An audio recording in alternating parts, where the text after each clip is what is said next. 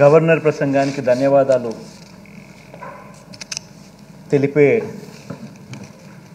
ఈ చర్చా కార్యక్రమంలో పాల్గొంటూ అధ్యక్ష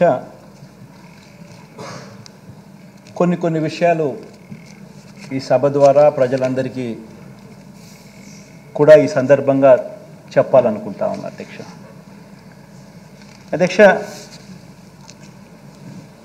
ఇక ఈ బడ్జెట్ సమావేశాలకు సంబంధించిన ప్రస్తావన వస్తే అధ్యక్ష ఇది మన 6వ బడ్జెట్ సమావేశాల అధ్యక్ష. ఈ సమావేశంలో మనం ప్రవేశపెట్టేది కేవలం ఓట్ ఆన్ అకౌంట్ బడ్జెట్ మాత్రమే ప్రవేశపెడతా ఉన్నాం. సాంప్రదాయాలకు గౌరవం ఇస్తూ తాత్కాలికంగా మరో 3 నెలల పాటు అంటే ఏప్రిల్ మే జూన్ మాసాలకు సంబంధించిన బడ్జెట్కు ఆమోదం తెలిపే విధంగా అడుగులు ముందుకు వేస్తూ ఉన్నాం అధ్యక్ష. ఇక ఇదే బడ్జెట్కు మరింత మెరుగులు దిద్ది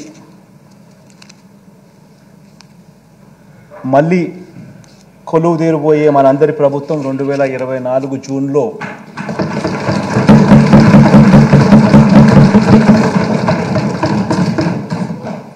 ఇదే సభలో అధ్యక్ష పూర్తిస్థాయి బడ్జెట్ను సమర్పిస్తుంది అని కూడా చెబుతూ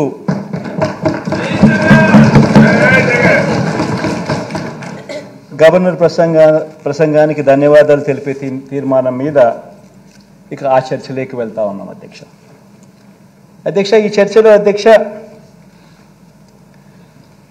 5 ప్రజా బడ్జెట్లు ప్రవేశపెట్టిన ప్రభుత్వం మీద అధ్యక్ష ప్రతిపక్షం వేస్తూ ఉన్న నిందలు,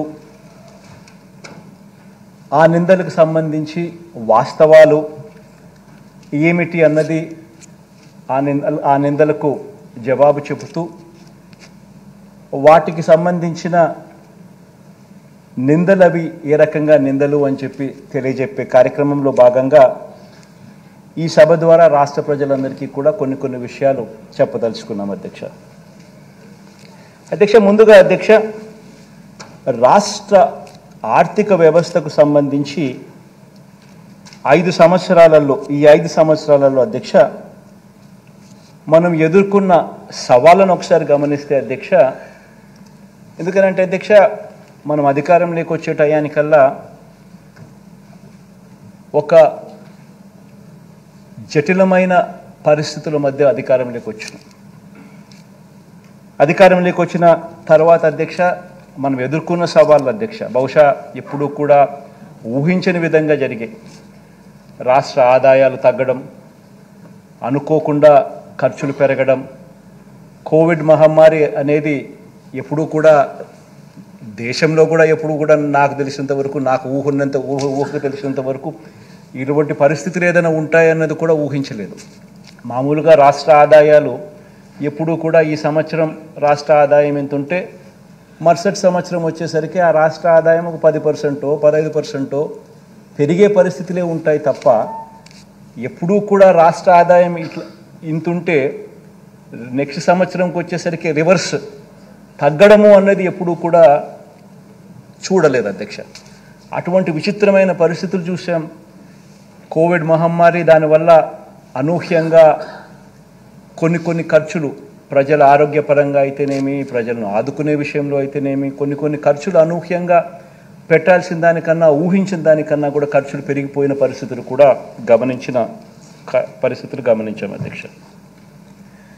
అదేవిధంగా అధ్యక్ష గమనించినట్లయితే అధ్యక్ష ఈ 5 సంవత్సరాలలో ఇంకా అనూహ్యమైన పరిస్థితులు ఏం చూసామనంటే అధ్యక్ష కేంద్ర ప్రభుత్వం రాష్ట్రానికి ఇచ్చే పన్నుల వాటా అంటే డెవల్యూషన్స్ అంటాం, అంటే రాష్ట్రానికి హక్కుగా కేంద్రం వాళ్ళు కలెక్ట్ చేసిన ట్యాక్సుల గుండా రాష్ట్రానికి రావాల్సిన వాటా, ఈ రాష్ట్రానికి సంబంధించి ఈ కేంద్ర ప్రభుత్వం రాష్ట్రానికి ఇచ్చే ఈ పన్నుల వాటా అంటే ఈ డెవల్యూషన్స్ కూడా అధ్యక్ష మన 5 సంవత్సరాలు ఈ 5 సంవత్సరాల పీరియడ్ కనుక గమనించినట్టయితే అధ్యక్ష ఆ డెవల్యూషన్స్ కూడా తగ్గాయి.